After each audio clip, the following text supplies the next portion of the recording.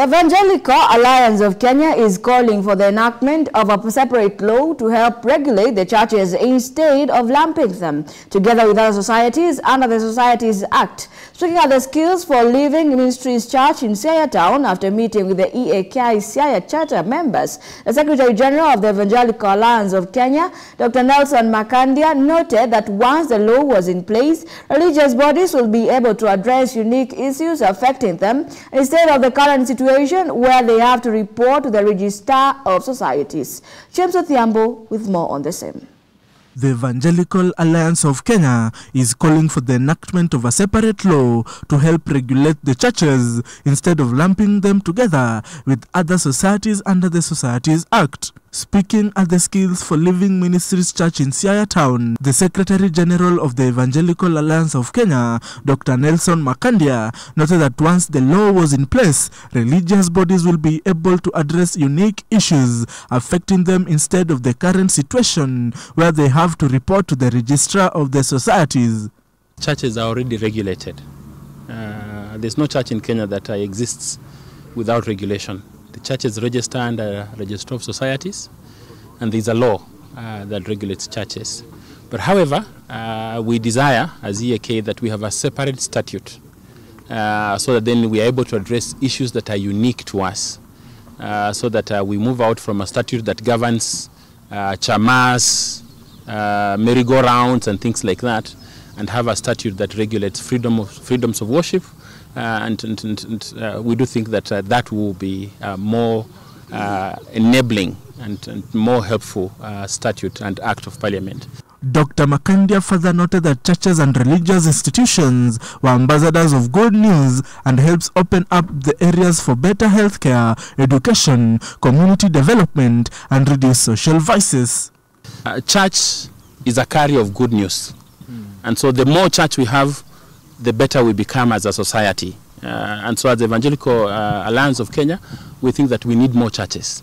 In fact, part of our mandate and core is to encourage our churches to plant churches where they don't exist. And so we want more churches in Kenya. So that then, because church brings good news, church brings healthcare, church brings education, church brings community development. Wherever the church is, drunkenness go down, thuggery and theft of things go down, social ills go down. There's more reconciliation within family. So the more church we have in this country, the better for the country. Siaya EAK Chapter Chairman Bishop James Opio called on the government not to harass church ministers because of the wrongdoing of a few unscrupulous individuals. We are not part of what has happened in other places. We disassociate ourselves with those things as Evangelical Alliance of Kenya. They are not our members.